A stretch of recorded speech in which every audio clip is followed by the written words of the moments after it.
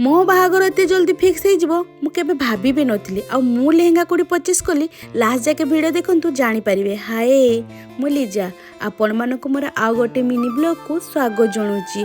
सकाळु उठिकी देखे तो एठी गुन्नू आउ ओम खेलुचंदी। गुन्नू आउ ओम को देखले हम छोट बड़ कथा मन पड़ जाए। आम सेम भाई भौणी एमती दुष्ट होथिलु। आ एठी चुई को डाकलारु पछाड़ू बाय करूची ना हाय करछ ताको जणा। आ गुन्नू कोन आम कम चलाक सी कलाटू या कॉपी कर दउची।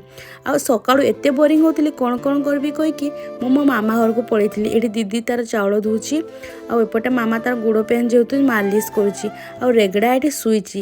मु ताकू फास्ट जाके डिस्टर्ब करके तले गोटे छुआ शोइथिला मो मामू पुओ ताकू भी जाके उठे देथिली।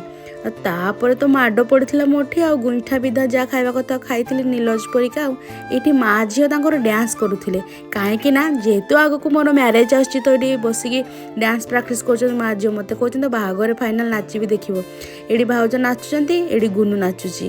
तापर मु घर को पलि आसती ये कौन कौन स्किन मोर बाहरी गला मो मुहर कुछत्र अवस्था हो जाइए।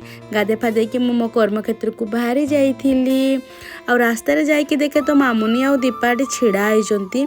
तो ये दीपा को लाज लगला से कैमरा देखिकी मुँह भूल देता। मामुनी जानी पार्लानी बोधे लास्ट जानी पार्लाठू सी हाई कर देथिला। दीपा को एते डाकली से सुनलानी। ए दुई जण होचंती मो मामू को झियो। तापर मु तांको सह केचेमेचे हेइकी मो कर्मक्षेत्र को पहुँची जाइथिली। आ एठी आसी सब पोछापोछी समस्त कर देथिलु। आज ब्लॉग टी एतिकी देखा आउ गोटे ब्लॉग रे बाय।